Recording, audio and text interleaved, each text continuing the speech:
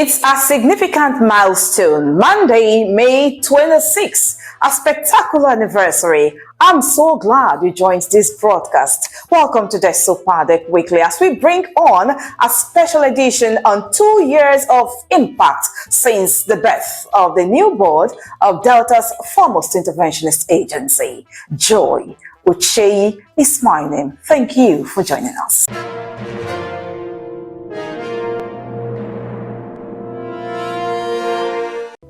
I am John Nani, Chairman DESOPADEC. All oil-bearing committees should know that the board of DESOPADEC is a trustee of the dividends of their oil-bearing committee. For any project that will be cited in your area, you own that project.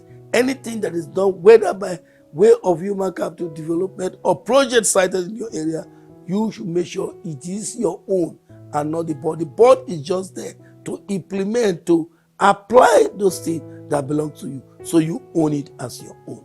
This is a plea that by the time you own it, you will know, yes, you are from the oil producing community.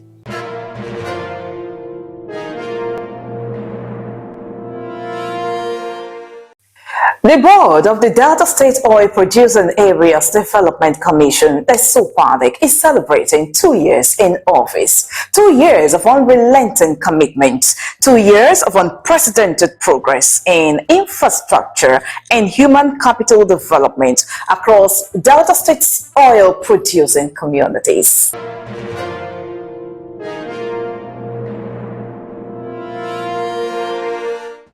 It all began on May 26, 2023 at the Unity Hall Government House, Asaba, under the watchful eyes of the then Governor, Dr. Ifeanyi Okowa. On that occasion, the board, chaired by Olorogun John Nani, with Chief Festus Ochonogor as Managing Director, was inaugurated and pledging to put the people of Delta State's oil-producing communities first and never to let personal interest influence their decisions. 2 years on, they've stayed true to that promise. Through visible impacts, the DESOPADEC has brought significant development to the people. To mark the second anniversary, the DESOPADEC Weekly TV crew visited the Managing Director and Chief Executive Officer of the agency, Chief Festus Ochonogor, in M.O.R.E for an exclusive interview. A seasoned technocrat in the oil and gas sector, Chief Festus Ochonogor took a bold step in 1998, resigning to serve his people in politics. Since then, he has held key roles at the party level in local government administration and the Delta State Executive Council. He served as Commissioner for Housing before taking up the mantle as Managing Director of the DESOPADEC. Now, 2 years under his leadership, the DESOPADEC has continued to drive transformation in project execution across the communities. Journey started in 1998 when this dispensation came on board again. Political dispensation came in, and because of the interest, I had to resign from where I was to join politics that 1998. Immediately after that, thank God we won the general election in 1999 with His Excellency Chief James Oborevwori. I was made the second member State Primary Education Board. And then 2003, after 2003, it changed again from executive to party management. I was in party for a very long time, but in different positions.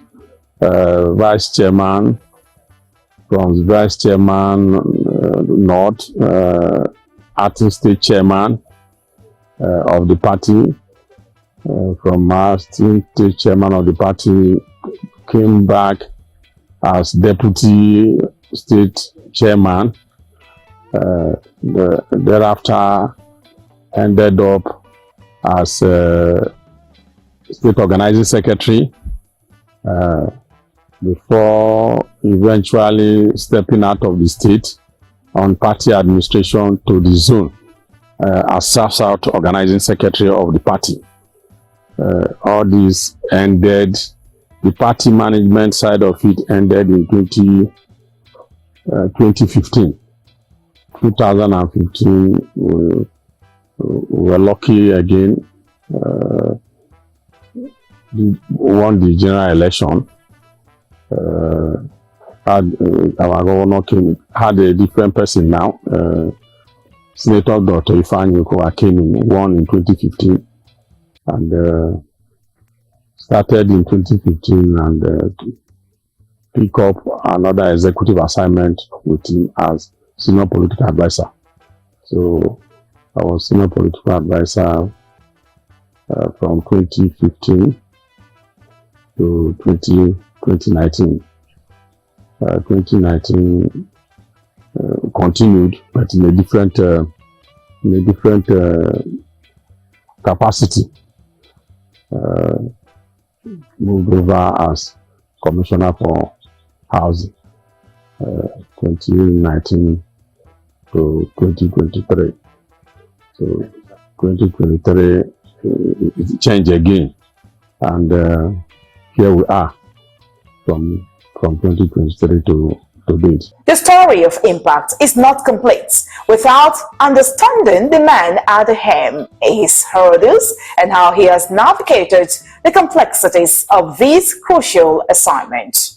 Because of previous responsibilities, from executive to party back to executive again, eventually continued in executive capacity in DESOPADEC. It was really not a difficult one. Over time, you have acquired that experience of management, knowing what you are expected to do, knowing that as the person in charge of ministry, so to say now, it was a smooth sail from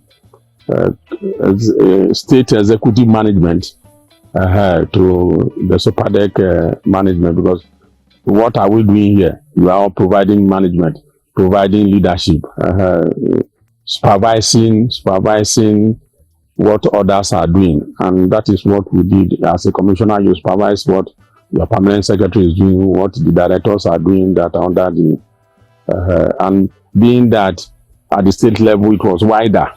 You have a wider responsibility managing a very sensitive ministry as Minister of Housing. So here it was easy stepping into it. The only slight difference now is that here it is more sensitive. From serving as Delta State Commissioner for Housing and Urban Development to becoming the Managing Director of DESOPADEC, the transition came with new responsibilities and challenges. There's no way you start an organization or you come into a different organization that you don't have basic challenges, and the biggest one, which you at least thank God we have been able to manage, is attitude. Attitude of the people we came to meet. The staff strength was also a big challenge, because you have a situation where you have then was 2,190 something. But thank God it has reduced to 2,125 now. But having a big number like that in a commission that is supposed to be an intervention agency that is supposed to provide infrastructure, manage all this thing with this number, it was, and a big size with diverse attitude was challenging. At the heart of every successful administration lies a clear vision, a blueprint that guides decisions and actions. For the DESOPADEC Board, the development plan was unveiled during their inaugural meeting, a comprehensive roadmap highlighting strategies to drive sustainable development across Delta State's oil-bearing communities. The key strategy then was engagement.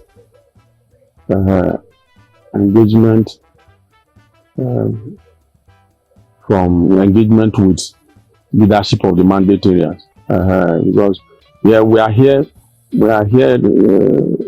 managing the place for the benefit of the mandate areas. So for you to make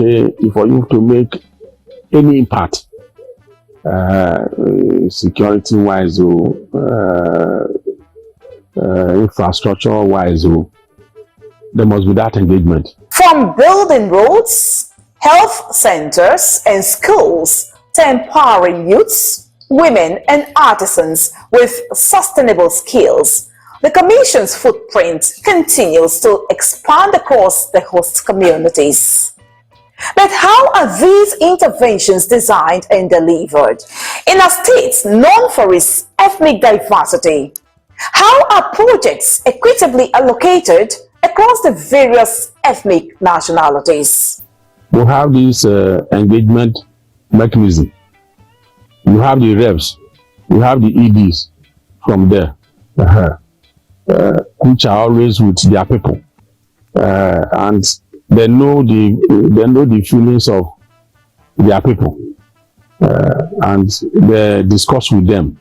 Different reports from them go to the ED or go to the commissioner.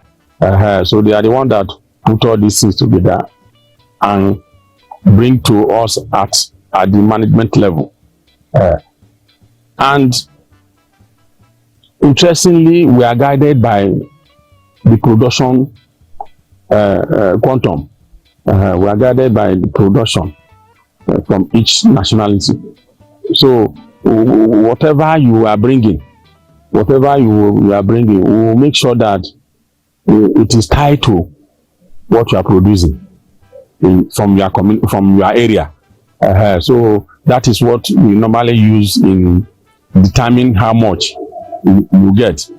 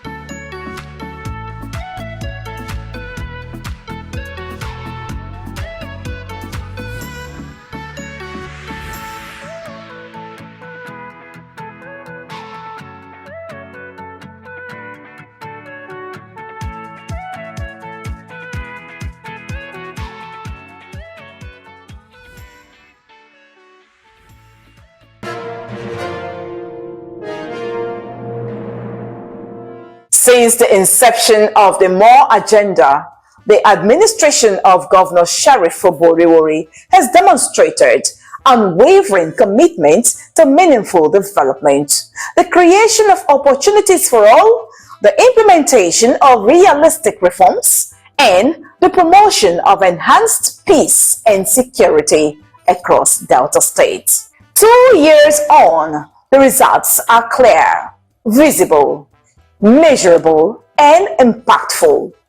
At the heart of this transformation is the DESOPADEC, the state's interventionist agency, playing a vital role in advancing the vision of the M.O.R.E government through projects and grassroots development in oil-producing communities. While we're ensuring that there is stability, there is tranquility in the mandate area, it's not because you need that to effectively carry out the M.O.R.E agenda.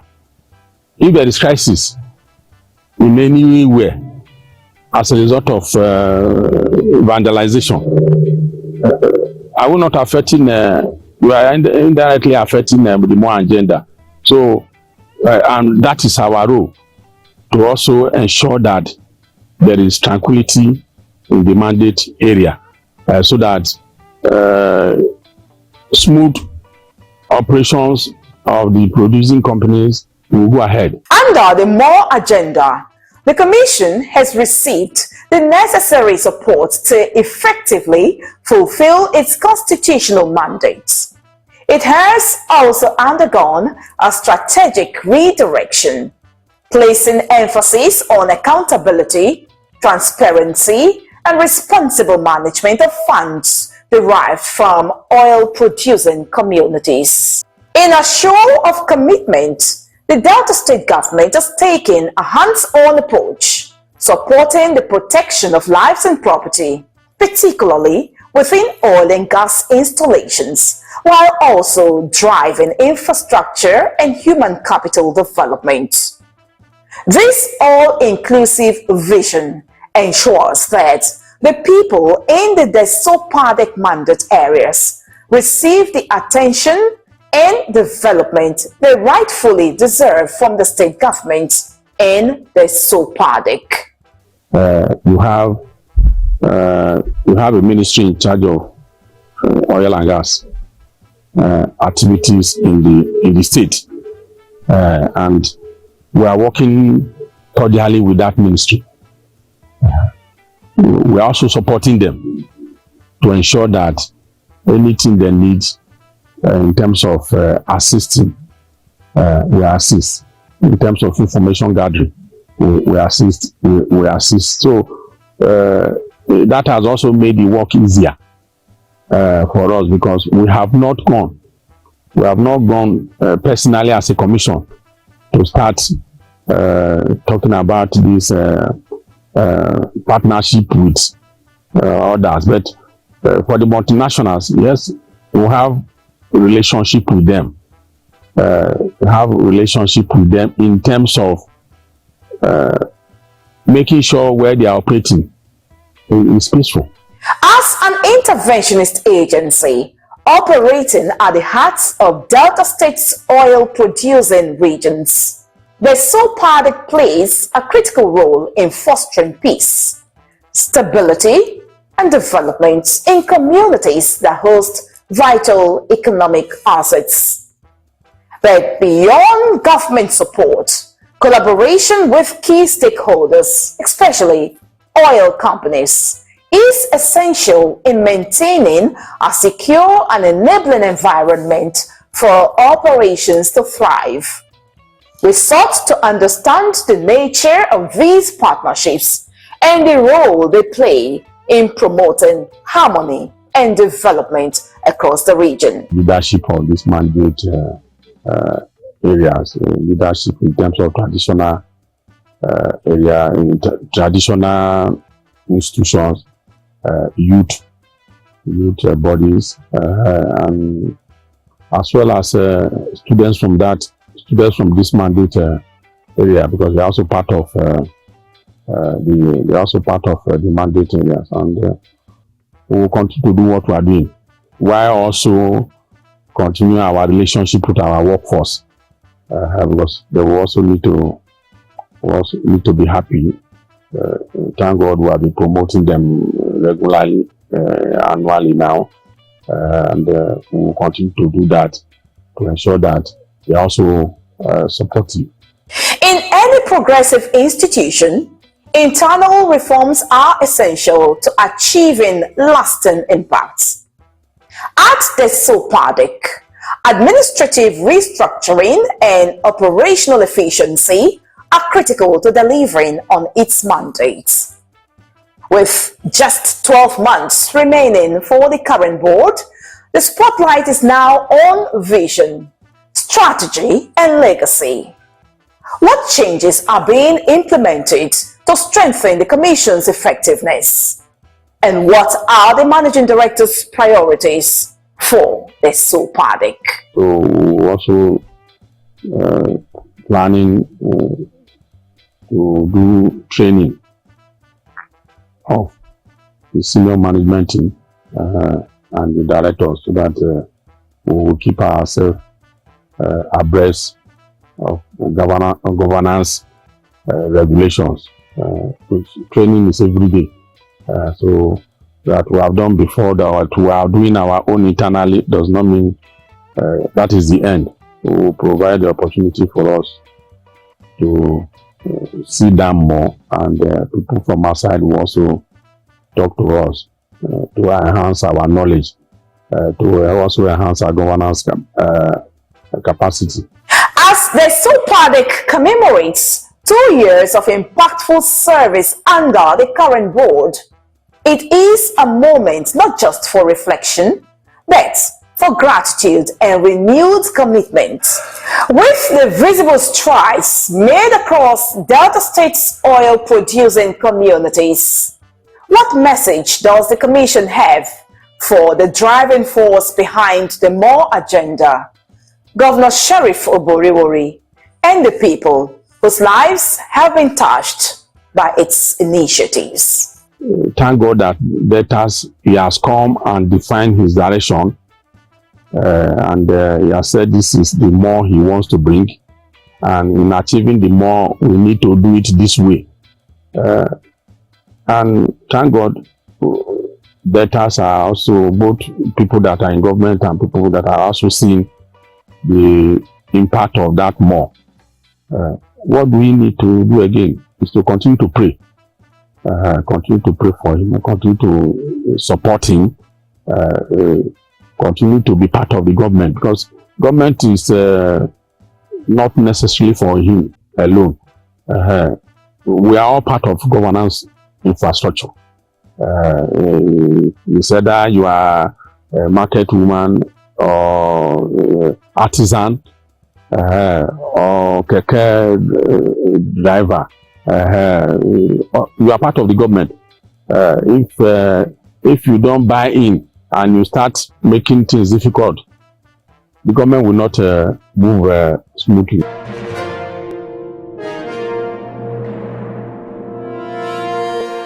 First of all, education is everything. Education is the foundation of development. So with this one, I know all our children will go to school, they will attend school, and it's a very fine building they've given to us today.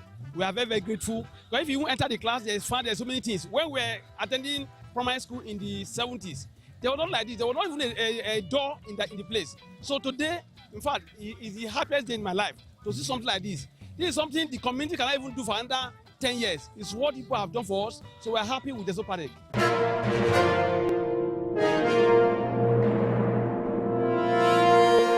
These hopeful words of the Managing Director, Chief Festus Ochonogor, concludes today's edition of the DESOPADEC Weekly.